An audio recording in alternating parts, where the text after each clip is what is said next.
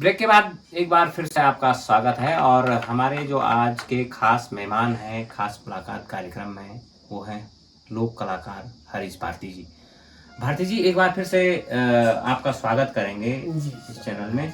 और अब सवाल ये है कि आपकी इतनी ज़बरदस्त कला है, आप अपनी संस्कृति को इस तरह से धरोहर के रूप में संजो रहे हैं, लगातार पीढ़ी दर पीढ़ी आगे बढ़ा रहे हैं। जी। राज्य सरकारों का किस तरह का रुख रहा है आपकी तरफ? सर, राज्य सरकार का भी मैं बहुत-बहुत धन्यवाद करना चाहूँगा। सरकार कार्यक्रम भी काफ़ी होते हैं, पर ये है कि बस यही है दिक्कत कि बस जिसकी जान पहचान थोड़ा है, जान पहचान वाले कलाकार को ज़्यादा आगे हो जाता है। और जो ज़मीनी कलाकार जो हमारे पहाड़ दूरस्थ गाँव में जो आज भी अपने ज़मीन पर उस काम को कर रहे हैं, वो ज़रा कहीं न कहीं छूट जाता है। पर सरकार की कोशिश रही इसमें, मैं सरकार का धन्यवाद भी करना चाहूँगा। सरकार ने जैसे गुरु शिष्य का चलाया है एक, जी, जी। उसमें मैं सरकार को विनती संदेश पहुँचाना चाहूँगा जी, इस माध्यम ज़रूर, से ज़रूर। कि 3000 रुपये गुरु का है उसमें मानदेय और 2000 रुपये सहायक गुरु का है। तो इसको थोड़ा बढ़ाया जाए और जो सीखने वाले शिष्य आएंगे, गरीबी तबके के लोग रहते हैं हमारे, हम ही खुद गरीब हैं जी। ताकि लोगों को ये भी लगे कि यार उधर से मानदेय भी मिल रहा है, शिक्षा भी मिल रही है, तो हमारी कला को प्रोत्साहन मिलेगा। हमारे कला को प्रोत्साहन मिलेगा, ये कला नए बच्चे भी सीखेंगे। जी। और जैसे मान सम्मान बड़े बड़े मंचों पे होता है अभी मैं तो बहुत गदगद हो गया इस चीज़ से। हमारे डी.आर. पुरेश जी हैं, जो इस समय मैं उनको भगवान का रूप मानूंगा। जी, जी, जी। उन्होंने अभी हमारे बड़े भाई हैं टिहरी से, कोई डॉक्टर सोहन लाल जी को ढोल वादन डॉक्टरेट को उपाधि मिली उनको। उससे इतना बड़ा अच्छा संदेश गया हमारे पूरा उत्तराखंड में। लोगों ने कहा कि हम भी क्यों ना सीखें, एक दिन डॉक्टरेट को भी हमको भी तो मिल सकती है। अब मैं भी इसी आशा पर हूँ कि कहीं ना कहीं हमको भी बड़ा पुरस्कार मिलेगा, हमारे बाप दादों का नाम आएगा और हमारी ये संस्कृति भी और नया बच्चे भी सीखेंगे। जी, इसी क्रम में मैं कहना चाहूँगा कि पद्मश्री प्रीतम भरतवाण जी जो हमारे उत्तराखंड के बहुत बड़े ब्रांड एम्बेसडर भी बन गए हैं और उन्होंने जब ये वो तो खुद जब बड़े मंचों पे होते हैं या उन्होंने अब ये ढोल को जो है विदेश तक भी ले गए, उनके विदेशी शिष्य भी हैं और वो खुद गौरवान्वित होकर कहते हैं कि मैं ढोल समाज का आदमी, और ढोल लेकर के जो है उन्होंने बहुत बड़ा जो है एक लगातार जो उसमें जो जागरूक करते हैं, तो उससे भी जो है काफ़ी प्रोत्साहन मिला है। जी जी जी, मैं कहना चाहूँगा हमारे गुरु जी हैं, मेरे बड़े भाई भी हैं, आशीर्वाद उन्हीं का है आज के समय में। इस ढोल को जो आज लोग जो पूछ रहे हैं जो लोग, तो आशीर्वाद उन्हीं का है जो उन्होंने बहुत भी बनाई झेली होगी, उन्होंने भी ऐसी बने कि एकदम यहाँ तक पहुँचे। बहुत गरीबी के दिन भी देखे हैं। मैंने उनका इंटरव्यू में उनका बहुत श्रोता भी हूँ और शिष्य भी हूँ, और हम फेस टू फेस कभी मिलते नहीं विशेष, पर मैं उनका देखता रहता हूँ। बड़े फैन फॉलोवर हूँ मैं उनका पहराव, उनके ढोल, अपना उठना बैठना, बोल चाल। आज देश विदेश में उन्होंने इस ढोल के लिए, हमारे लिए, उत्तराखंड के लिए बहुत गौरवान्वित की बात है। हमारे बड़े भाई, हमारे गुरु आदरणीय डॉक्टर पद्मश्री भरतवाण जी का बहुत बहुत आशीर्वाद है और मैं उनकी सीख से, उनके सिद्धांतों पर मैं चलता भी हूँ कि जिस प्रकार से डॉक्टर भरतवाण जी कर सकते हैं उस प्रकार से हम भी क्यों ना करें। और इनके लिए मैं उनको बहुत उनके चरणों में बहुत धन्यवाद करना चाहूँगा डॉक्टर प्रीतम भरतवाण जी के, कि जिन्होंने 7 समुद्र पार तक इस संस्कृति को हाथ पहुँचाया है। आज नया पीढ़ी भी कह रही है कि हम भी सीखेंगे जी। आज भरतवाण जी को देखो, आज भरतवाण जी के इतने बड़े राष्ट्रीय चैनलों पे, इतने बड़े बड़े मंचों पे भरतवाण जी का कार्यक्रम हो रहा है, हम भी क्यों ना सीखें। जो आज नया पीढ़ी सीख रही, जो इसमें लालित हो रही नया पीढ़ी, तो ये भरतवाण जी की देन है और डी.आर. पुरेश जी की, 2 आदमी की देन है। बिल्कुल निश्चित तौर पर। और भारती जी हम ये चाहते हैं कि जैसे हमारे पहाड़ में गोरिल देवता बहुत फेमस हैं, बताया जाता है कि वो कुमाऊं से यहाँ पे आए थे और आप तो उनके जागरों में के लिए प्रसिद्ध हैं, तो हमारे दर्शक ही चाहते हैं कि जरा आप 2 शब्द पहले तो थोड़ा उनका आप परिचय दें और थोड़ा सा उनके जिस तरह से जागर होते हैं, शुरुआत होती है, आप जरा उनको भी बताएं। धन्यवाद सर। गोरिल देवता सर, कुमाऊं में गोरिल देवता कहते हैं, हमारे गढ़वाल में गोरिल देवता कहते हैं, एक ही चीज़ है। तो गोरिल देवता कुमाऊं से ही कहते हैं कि गढ़वाल में आया था। इनका दादा झालदाई थे, भगवान से इनका रिलेटेड इसलिए हुआ है कि सतयुग की बात रही, जब झालदाई 5 साल की उम्र के थे, तो झालदाई कहीं एक राजा थे कोई, उस राजा की 7 रानियाँ थी और वो राजा मर चुका था, क्योंकि उस रानियों के नाक से नाक के जब सोती थी उसके नाक के रास्ते एक विषैला नाग आता था और वो डांस जाता था, जो भी उन रानियों का पति बनता था। जी जी। तो झाल राय के माता पिता नहीं थे, वो दर दर की ठोकरें खा रहे थे। उस गांव में उनको राजा बनाया गया जी।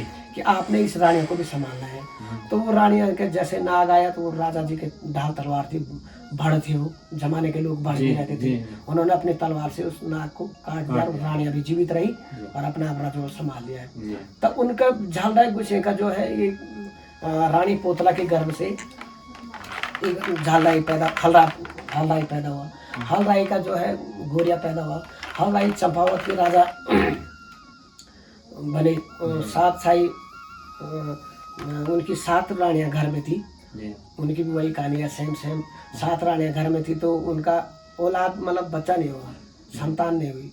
बहुत कोशिश की, ब्रह्मा जी के पास अपना पातड़ा दिखाया, झाला गुस्से ने औलाद नहीं हुई। तो उनको ब्रह्मा जी ने फिर कहा कि हे हलराई, आपके पातड़ा में निकल रहा, आपके राशि पेड़ निकल रहे हैं कि जब आप 8 शादी करोगे तब आपको पुत्र का वरदान मिलेगा, वरना असंभव है। तो वहाँ पे हलराई शिकारी जाते हैं, शीतली पोखार पे जाते हैं। शीतली पोखार में जो है नोनाली मंगेरा रहता है, वहाँ पे शिव की एक धर्म बहनोला कालिंद्रा रहती है, वो गायों के साथ भैंसों के साथ वहाँ पे रहती है, उनका बड़ा मिलाप होता है वहाँ पे। तो कालिंद्रा भी आजमाती है उसके लिए कि ये आ गया। तो वहाँ पे एक परिया होता है पहले, आग तो जी जो वो मट्ठा बनाने के लिए, छाछ बनाने के लिए वो परिया लगा देती है मंगेरे पर और वो भर जाता है। तो हलराई को बोलती है कि अगर राजा है तो इस परिया को हटा के देख। तो राजा जी तो देववंशी राजा थे, उन्होंने एक पैर मारा, ऊपर हट गया। फिर मुसलधार बारिश निकालती है, वो तो शिव की वरदानी बहन थी, शिव को पुकारा, मुसलधार बारिश फूट जाती है। अब बोलती राजा है तो इस बारिश को बंद कर। तो वहाँ पे नीलाट का मोती मारता है राजा हलराई गुस्से, बारिश भी बंद हो जाती है। फिर फर्स्ट में ब्रह्मा जी के पास बोलते हैं कि तुम्हारा जो राजा है उसको भैंस खाली का पानी, भैंस वहाँ का पानी ले जा और तो मंगेरे से पी ले, तुम्हारा सच्चा राजा होगा तो यहाँ होगा, होनी को कोई नहीं टाल सकता है। तो हलराई गुस्से वहाँ पर आता है, उन दोनों का मिलाप होता है। फिर शंकर भगवान जी के पास जाते हैं और शंकर भगवान उनको वरदान देते हैं। तो शंकर भगवान जी को बहुत बड़ी कहानी है सर, इसके अंदर घुसेगा तो फिर बाहर निकलना मुश्किल हो जाएगा। जी जी जी, मतलब ये आपने संक्षिप्त कथा बताई है। जी संक्षिप्त में बता रहा हूँ मैं।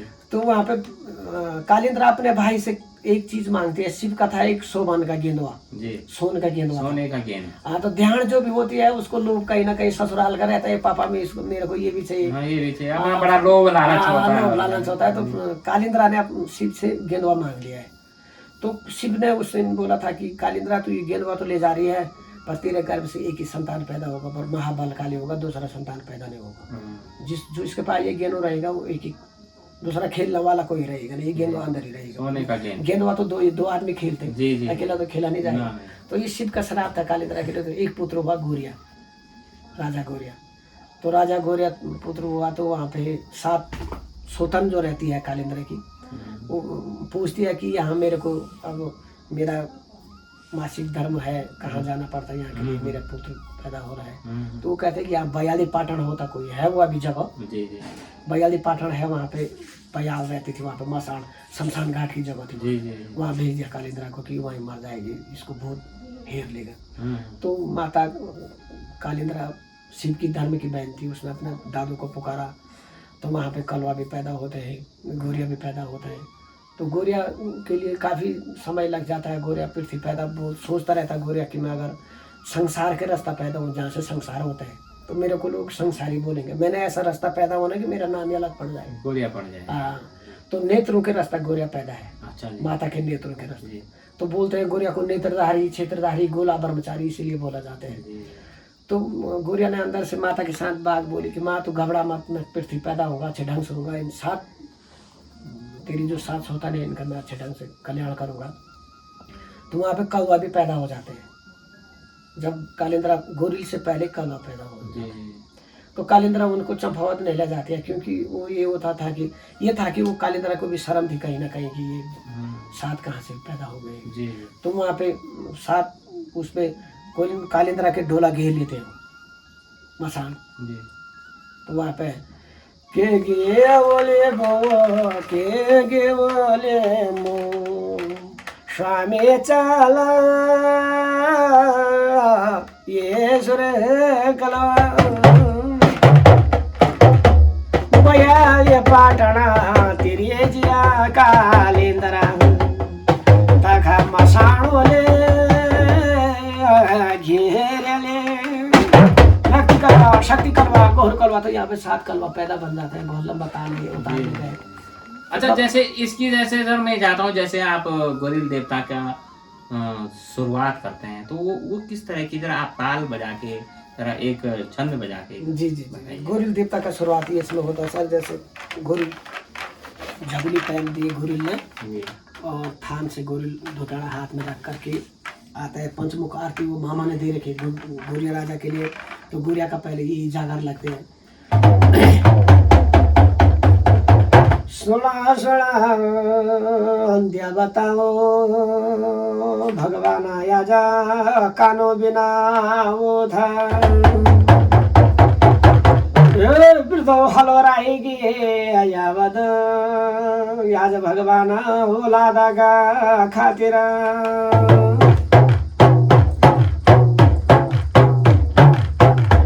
जिया कालेंद्रा मणमण का नेतर छन लगी छ याज दे मुड़ लगी भगवान मेरा दादुलो किले दिन मेको ये नरजीव का हाथ दिया लो गेड़ी 20 गनो टाटो फांस गनो बुण्यो दे याज गोरिया बुण्यो याव पृथ्वी पैदा होएगा नेत्रधारी गोरिया क्षेत्रधारी गोरिया गोलावरचारी क्षत्रिय वंश गोरिया पांडवी वंश गोरिया झारखंड को घेवारी झारखंड को घेवारी। इस हिसाब से गोरिया नाचते ऐसे करके तब बाजे भी बजते हैं। बहुत अच्छा एक माहौल वहाँ पे बहुत अच्छा रंगत हो जाता है, बहुत गहरा ताल बजते हैं वहाँ पे। झगली पहनी रहती गोरिया ने, बहुत सब लोगों पे देवता आ जाता है, बहुत भावुकपन है, बहुत कष्ट झेले गोरिया राजा ने भी। तब फिर पता चलता है बाद में गोरिया का, तो तब आते हैं अपने माँ के पास। बिल्कुल निश्चित तौर पर। और आप इस कला को लेकर के बड़े मंचों पर भी पहुंचे हैं, किस तरह का प्रोत्साहन मिला है, किस तरह उस टाइम क्या अनुभूति आपकी होती है? आपके पास पूरी टीम है इस कला को प्रदर्शित करने के लिए। जी जी सर, उस समय में बहुत सौभाग्यवश समझता हूँ अपने आप को, और आज भी अपने पूर्वजों का और अपने पिताजी का धन्यवाद करना चाहूँगा जिन्होंने मुझे इस शिक्षा में डाला है। और आज हम समाज में जहाँ भी जाते हैं, अपने गांव में जाते हैं, बहुत अच्छा मान सम्मान मिलता है, बहुत अच्छी इज्जत मिलती है। अब मानदेय भी अच्छा हो गया इसमें, और कला कहीं ना कहीं आदमी के लिए रूबरू का साधन है और मनोरंजन का साधन भी होता है जी। और मैं ये कहना चाहूँगा कि अपनी कला को जरूर करें। और जहाँ भी बड़े बड़े मंचों पे जाता हूँ तो मैं बहुत खुश हो जाता हूँ, बहुत भावुक हो जाता हूँ कि वो भी दिन थे जब हम किस प्रकार से हमने अपने पिताजी के, अपने दादा के साथ झेला है रात, इतने बड़े मंच पर आ गए हैं। तो ये बहादुर की बदौलत है जी, निश्चित तौर पर। और जैसे अभी आपने मध्य प्रदेश में भी एक बहुत अच्छा ये जो प्रदर्शन किया है, उसके बारे में भी आप कुछ कहेंगे? जी, मध्य प्रदेश सरकार का भी मैं बहुत बहुत धन्यवाद करना चाहूँगा। हम जब वहाँ पे गए तो वहाँ पे अच्छी रहन सहन की व्यवस्था उन लोगों ने हमारी करी, और वाहन की व्यवस्था भी उन लोगों ने हमारा आने जाने का करा। पूछा कोई दिक्कत परेशानी तो नहीं है, बताओ हमारे लिए।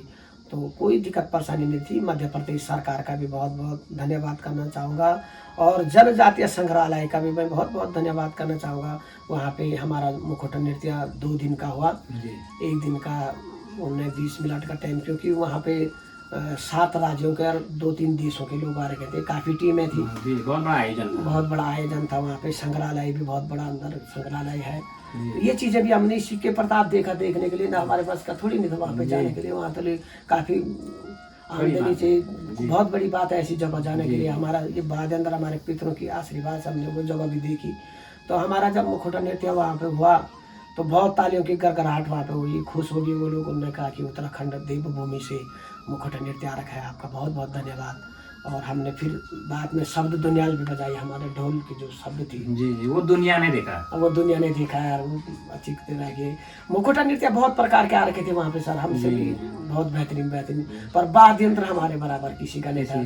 जो हमारे ढोल के स्वर थे, जो हमारे दमाओं का स्वर था, जो हमारे भाड़ों बज रहे थे, भोंकर बज रहे थे, उसका भाव वाली कुछ अलग था। जी तो उसी में वो लोग लालित हो गए। उसी वो देवभूमि से था वो ऐसे। देवभूमि था। वो लोग कह रहे थे कि आपके वाद्य यंत्र बड़े अच्छी आवाज आ रही है क्या। बिल्कुल निश्चित तौर पर। और ये ने जो वाद्य यंत्र हैं, जो आपकी लोक कला है, इसको संजोना आवश्यक है। भारती जी, अंत में मैं यही पूछना चाहूंगा कि जो हमारी युवा पीढ़ी है जी या जो आपके समकक्ष आपके समाज के लोग हैं, जी उनको किस तरह से संरक्षित किया जाए, क्या कहना चाहेंगे आप नई पीढ़ी को और साथ में सरकार को भी? जी, बहुत धन्यवाद सर, आपने जो ये सवाल पूछा है। ये मेरे दिल में भी ये पीड़ा है कि हम कहीं ना कहीं अपनी संस्कृति पे चूक करते हैं, तब ये विरोध की कगार पे भी होता है। मैं ये कहना चाहूँगा कि अपनी नया पीढ़ी के लिए, अपने नौजवान भाइयों के लिए, कि ये हमारी पितरों की धरोहर है और हमारा देवताओं का आह्वान है। चाहे बद्रीनाथ हो, चाहे भगवती नंदा देवी हो, चाहे जाग देवता हो, चाहे होनिया देवता हो, चाहे संगलाबर हो, कोई भी देवता है, सबसे पहले आगे ढोल दमाऊ रहता है। और ये काम कोई खराब काम नहीं है। शिक्षा भी पढ़ो, कोई बात नहीं, मेन चीज़ शिक्षा भी है। डॉक्टर बनो, इंजीनियर बनो, मास्टर बनो, पर लेकिन अपना इस काम को मत छोड़ो। ये काम अपना जरूरी है। हमारी संस्कृति रहेगी तो हमारा वजूद रहेगा, हमारा पितरों का मान सम्मान रहेगा। पूछेंगे लोग किसका लड़का है भाई, ये अच्छा बजा रहा है, कौन इसका दादा है, तो किसी देवखली में पूर्वजों का नाम आना वो पूर्वजों का उदाहरण हो जाता है। एक पिंड भरने के समान है। कहीं देवता नाच रहा है, उस चौक में अगर हमारे दादा का नाम आ गया, मेरे पिताजी का नाम आ गया, उससे बड़े मेरे बड़ी बात, गर्व की बात नहीं है। गर्व की बात है, बहुत बड़ी बात है सर, ये मानूंगा मैं। और अपने नौजवान भाइयों का बोलूँगा कि सबसे पहले ध्यान मदिरा मांस का चाहिए सर। इसमें मदिरा मांस तो वर्जित है। इसमें बिल्कुल देवताओं का आह्वान है, देवताओं का आह्वान है। मदिरा मांस राक्षसों ने पिया था जब, राक्षी बोलते उसको नेपाली भाषा में, रक्षी है वो एक तरफ से। तो मैं ये कहना चाहूँगा कि अपने नौजवान भाइयों के कि मदिरा मांसा की ओर मत जाए और शुद्ध शाकाहारी बन करके अगर आदमी कोई भी काम करे, चाहे शिक्षा है चाहे कुछ है, तो वो सही ना कहीं सफल होता है। निश्चित तौर पर। तो भारती जी, आप हमारे खास मुलाकात कार्यक्रम में आए, आपने बहुत सारी जानकारी भी दी और अपने वाद्य यंत्रों के बारे में भी बताया। आपका बहुत बहुत धन्यवाद। धन्यवाद। ये थे हमारे साथ खास मेहमान हरीश भारती, जो लोक कला के क्षेत्र में बहुत ऊंचा नाम पूरे उत्तराखंड का कर रहे हैं। ये सिर्फ लोग वाद्य यंत्र को बजाना ही नहीं जानते हैं, बल्कि ये पूरे गाथाओं को, जिस तरह से देवताओं का जागर होता है और अनेक प्रकार के जागर, चाहे पनवाणी हो चाहे जागरण हो, तमाम जागरों को इनको जो है ये परंपरागत जो तरीके से कंठस्थ याद भी है।